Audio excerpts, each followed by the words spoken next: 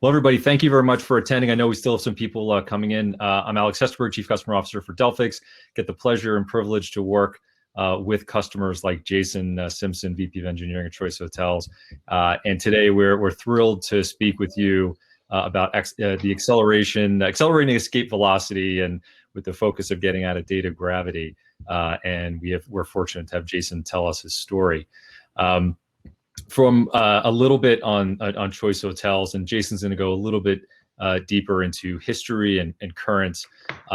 Choice is one of those brands out there that actually leaned in early to the cloud and adopting the elasticity and the power of services that they could spin up ephemerally to take on digital native competitors, and also, as you'll hear a little bit later in the presentation, to acquire additional revenue streams. And one of the areas that they focused on, and where we bridged our partnership between Delphix and Choice Hotels, was having an API approach to data and making data available to the variety of consumers that were replatforming and rehosting within the Choice team. One thing that will come across, certainly when you hear from Jason, and if you read the Choice Hotels story, while the focus of our discussions and our work has been on technology, at the core of this are customer experience and business applications and digital experience to win hearts and to earn trust over and over again.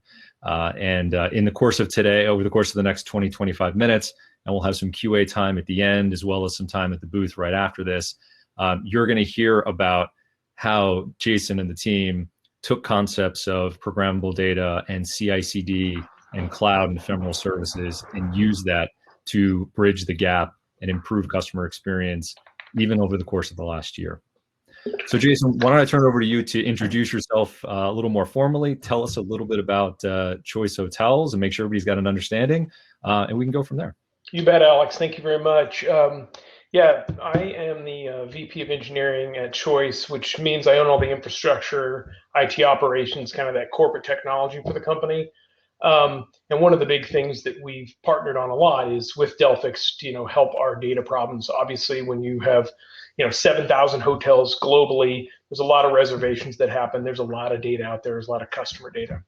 And a couple of interesting things about our business is that over 50% of our hotels are owned by like a single family. It's their small business. So really, we enable small businesses to thrive. And most of our hotels are actually in the rural areas, maybe in suburban areas. We don't have any 1,000-bed hotels in the middle of New York City, which meant that typically we weren't affected by the pandemic as much in the early months.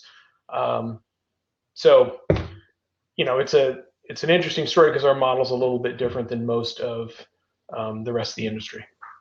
Now, one thing, Jason, just to put it in perspective, so 50% of your hotels it's all franchisees. Some of them are single owners. So we're talking about when their business is running, it's where they've put a lot of their investment. And when the business is not running, they're in harm's way. Absolutely, right. This is the way they make their living, and they have sunk in probably most of their life savings into these hotels. And so when they're operating well, they're doing fine. But when all of a sudden they go to zero when it comes to occupancy, it's a problem. Yeah, so not a bad segue. So and I think everybody in the session today, and obviously we're recording this too, the landscape of COVID-19, the pandemic for the last year, has affected everybody, and it's hit a number of different verticals in a number of different ways. Hospitality was certainly not spared in any way, shape, or form. Take us, let's if we go back to March and then you hit April, what was that like for the business? Yeah, I mean, we were doing just fine occupancy-wise. We were at the industry average typically across all of our hotels and brands, and then April hit, and we went to virtually 0% occupancy. And really, it was the worst month ever in an 81-year-old company's history. But because we're a franchise model, it hurts the corporate entity, but it definitely hurts those people that are on the ground that own those hotels. And so things that we were trying to do during that time to help them along so that they could stay afloat were reducing their fees that was necessary to keep them going, and then also really advocating for government relief so that they could keep their employees and keep afloat. Yep. Which was obviously a fantastic model, a fantastic set of methods to follow with the franchisees. And then something started to materialize, particularly over kind of April and May and June. There was the first responders that needed to get to different places, and it sounded like you had this kind of a new audience of consumers, but it was a very, very different landscape. I mean, we think about everything from the fear of the spread of the virus and crowdings of people in certain areas. So take us through how you responded and were able to service first responders, but what you had to do technologically and methodologically to be able to serve those customers. Sure. I mean, we obviously were open for business as much as we could, and then our global sales team actually really pushed hard to potentially secure these contracts with National Guard, nurses, other essential workers, truckers, which has always been huge for our hotels that are on the highways, and that allowed our occupancy after April to start kind of creeping up, and in fact, it got closer to like 30 and 40%. Now, still not ideal, but revenue's coming into the different hotels, and it allows them to keep their doors open. But we needed to change how we were going to serve those customers, right? It wasn't the same as it was in the past, and innovative technologies like AWS and Delphix really helped us kind of keep alive and maybe kind of pivot during the pandemic. And now at that point, you already had a relationship with AWS. You had already migrated and probably even sort of replatformed a handful of apps in AWS. But what were some of the things that you were able to do? I mean, I remember hearing about the commitment to clean. I remember, obviously everybody knows about Choice Hotel Breakfast. Like, what were some of the things that you were able to go do and had to sort of morph and adjust with in order to, manage through this new customer experience? Yeah, I mean, we had already migrated about 25 apps to AWS before the pandemic, but it wasn't just about moving to the cloud. We needed to actually innovate in the cloud, do new things, and we found ourselves building new applications or new capabilities featured around that customer experience. But typically, in order to do that and to go fast, not only do you have to be like on a CI/CD platform so you can release quicker, but you also need to be able to do that with your data. Yeah. And because we're a pretty data-centric and data-heavy company, one of the things we also need to do is keep it secure. And to keep that data secure from prod to dev or down to test and dev, we used a lot of your masking technology. So Delphix provides excellent masking that help us kind of take that data from prod, mask it so that it can still be used in test, and then move on from there. And then the two main priorities that we really kind of met the customer demand was around supporting this new paradigm that you mentioned, right? We needed to be able to have this commitment to clean, and our brands know that, and we needed to be able to potentially launch new applications like breakfast. Yeah, so I mean, it was a great way to sort of keep normalcy where there wasn't a lot of normalcy, and you were able to take some of these. Your teams were able to actually bolt on and add application capability, which allowed customers to, I think, reserve and register breakfast for pickup. So because the buffets were closed, right? The other one around your distribution engine. So being able to allow customers and I think eventually partners, we'll get to that in a second, you were able to scale when you went from kind of 0 back up to 40% occupancy. What was it about your distribution engine now in the cloud that allowed for burstability versus when it wasn't in the cloud? Yeah, I mean, typically in the old days, you'd buy enough servers to handle your peak, and then those servers sat there and depreciated over time, right? And so as we move to the cloud, we have peaks and valleys in our business cycle. Typically, the summer is usually we have this summer peak. Obviously, not last year, but we kind of had a summer dip last year, right? And that allowed us to scale back that cost, right? And so now that we're on an OpEx model, we can, as more business comes in, we can scale up. As less business, we can scale back down. So it's very helpful from that perspective. And then in terms of creating these applications that allow us to kind of pivot. I mean, you nailed the one that we did. We used to offer these breakfast buffets, and we really couldn't do that anymore. People weren't going to go stand in line and have food served out to them. So really, we needed a way to kind of build, test, and repeat on our mobile app that allowed us to kind of build the ability for someone to order a breakfast and get it kind of as a pickup on their way out the door the next day. About how long, rough and tough, from the time that you knew you had to create that because the regulations and the policies were dropped about crowding and people coming together in inside places to the point you launched?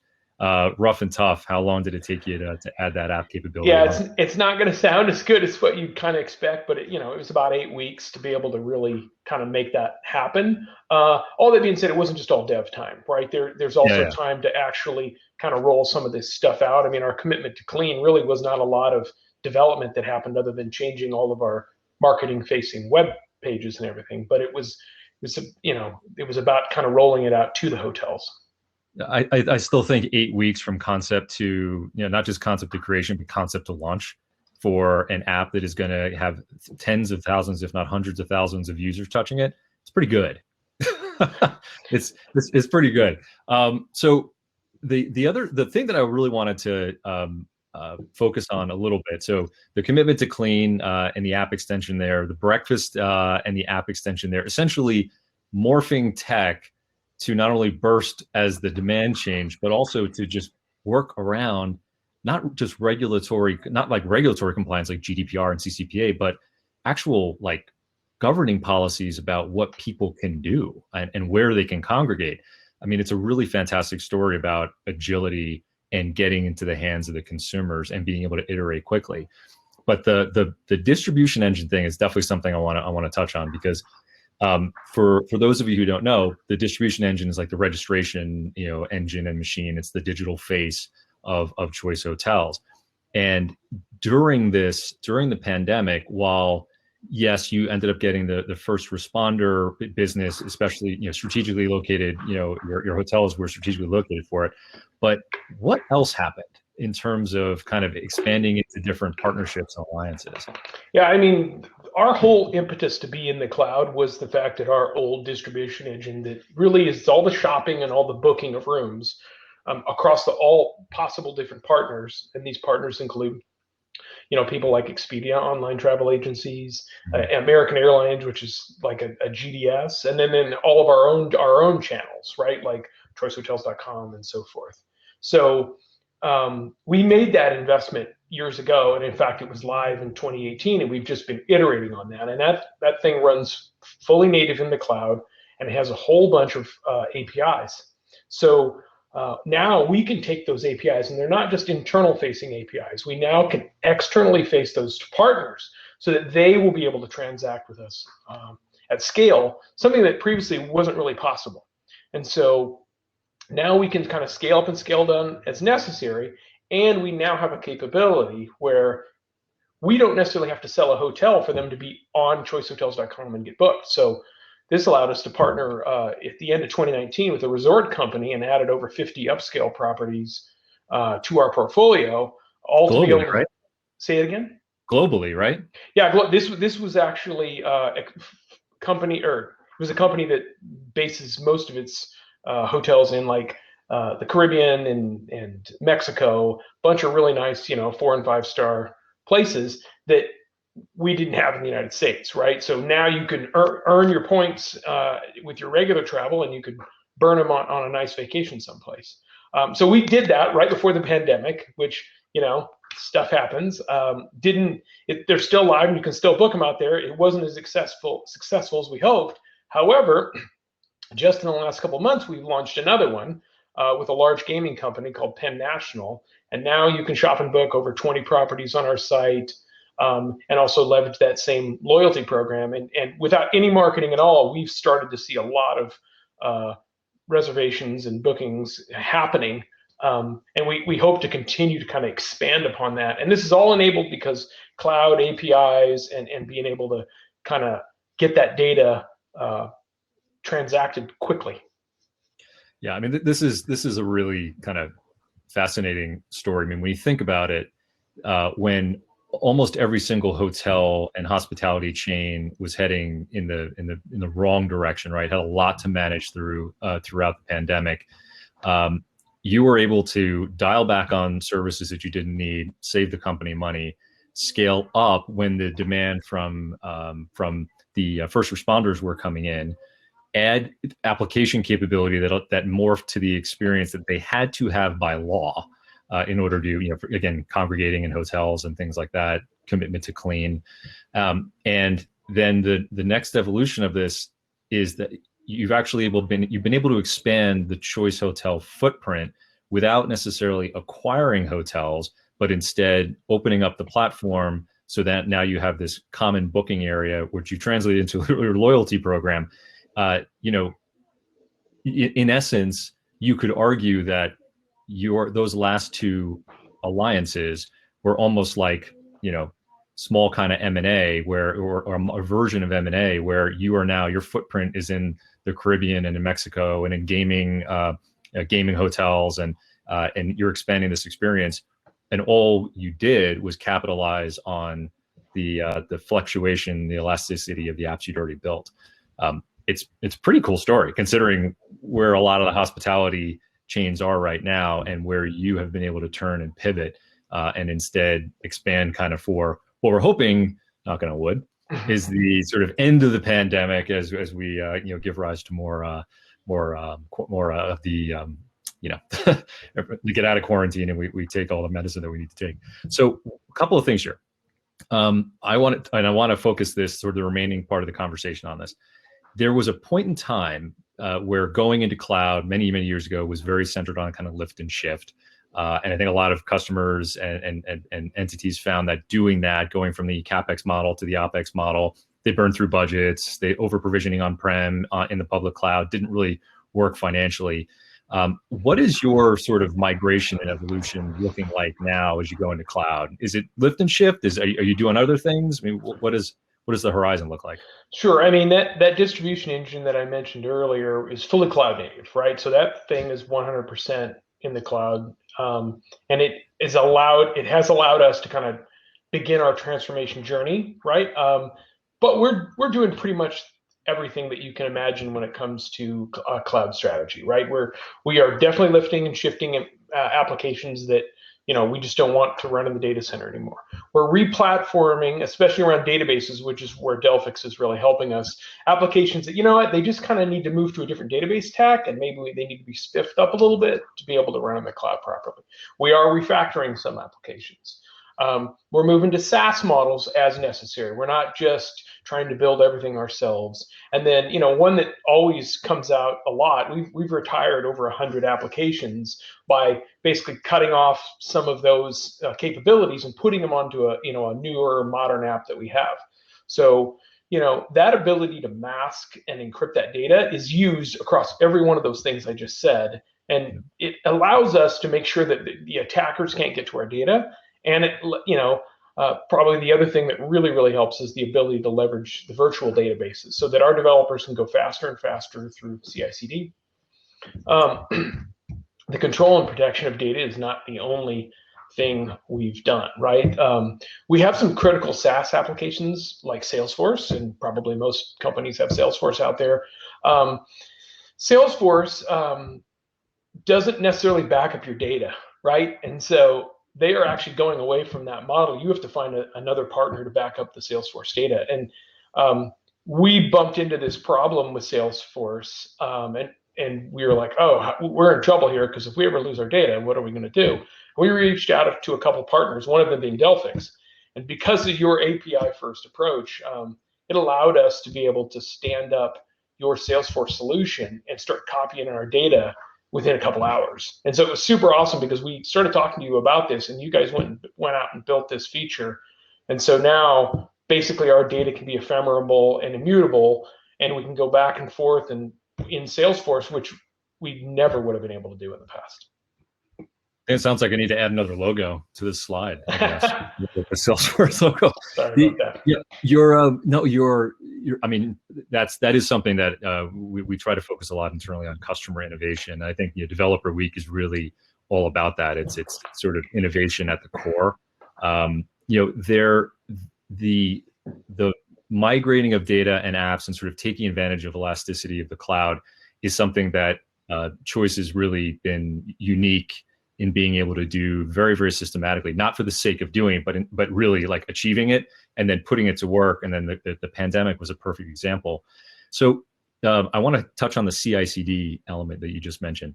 So where we've been working together quite a bit and where we see other customers doing is getting data as quickly as possible into the CI/CD tool chains to be able to iterate not just on creating an app out of thin air in 8 weeks because you need to respond to sort of a pandemic situation, but being able to iterate and release as often as possible to improve the customer experience with the digital brand. And that's something that you've started to put to work. The other element here is kind of the keeping of the digital brand, the uptime of the digital brand, and sort of site reliability engineering and APM. You've been on the forefront of this as well as one of those customer advocates that are trying to bring those worlds together. If you have sort of accelerated CI/CD and data available for building and testing and fixing, and then you have APM, application performance monitoring, which is telling you when there is an incident or potential incident with your application, kind of bringing those worlds together. I think it's a great example we should share in sort of our last few minutes here with everybody, because you guys are on the forefront there. Yeah, everybody's probably in some form of CI/CD right now, and we use AWS and we use a company called Harness that allows us to kind of create that pipeline. But the data pipeline is just as hard or harder, right? So Delphix is one of our big partners to help us make sure that we can kind of iterate not just the code but the data. And this allows us to kind of accelerate moving to the cloud. And it also allows us to kind of maintain our operations, right? Because there's critical uptime for not only our digital presence and our brand, right? Our choicehotels.com, but all of those APIs on the back end where we're getting reservations from these online travel agencies. So now we basically have fresh, immutable copies of our data at any point in time that we can push down to our other environments so that we can iterate and fix problems and make things faster. And as we look at that, we want to be able to combine that with our APM solution. So as we see something break in production, it would be great to be able to not only get the data from when that happened down into the environments we need fully masked, so that we can get to a root cause analysis faster and not be in production doing it, but being in another environment where we can iterate fast, if that makes sense. Makes total sense. Makes total sense. And the one question I got to ask you before we wrap up, I want to see in the chat if we've had any questions, and we can certainly open it up. So before the pandemic, you'd migrated about 25 or so apps to the cloud. Where are you at right now, rough and tough? We've hit about 100 right now. And being an 80-year-old company with like 30-year-old tech in some places, like I don't even think we had a really good CMDB of all the things. I was speaking to one of our senior directors today, and we finally think we have a handle on all the apps that we have, and it's well over 500. So we have a lot of work to do. Obviously, these ones aren't as big. Some of them are more capabilities, but we're on our journey, and really cloud. That's what moving to the cloud is. It's a journey. You're probably never going to get to the end. But it's a good aspiration. All right, I'm gonna stop sharing, and I want to go to see if we have anything else. It doesn't look like we have too many questions in the chat, so we've got a couple of minutes here. The other thing that I wanted to talk about with you is the other partnerships. So you mentioned Harness, I guess your CI/CD pipeline. How much are you looking at right now? Doing more than just sort of backing up Salesforce data, but are you exploring or looking at putting any of that Salesforce data to work, or is there any speculation in terms of some customers that are building customer 360s, like our customers building their customer 360s in the financial markets and pharmaceuticals? Is there an intention of leveraging Salesforce data for anything other than just sort of making sure you've protected it? Yeah, absolutely. So we have one of those customer 360 applications that we launched in 2020. I mean, we have kind of two sets of customers. We have the franchisees who buy hotels from us, and then we have the guests that stay at those hotels. And so when you say customer for us, we always say, do you mean guests or do you mean franchisees? So our franchisee 360, where we are paying attention to that life cycle of when we start pitching a hotel to someone, when they buy it, when they build it, open it, and run it, we have that 360 view, and Yep. having all that data from Salesforce really allows us to quickly learn and find new markets and find out who our best franchisees are, so maybe we can get them to buy more hotels. So having the data behind that is the thing that really helps us. Got it. And one other thing, you and I have touched upon it a little bit. I know there are probably a few different areas that you're thinking about it, but this is Developer Week, so not talking open source would seem like blasphemy or reverse blasphemy of some kind.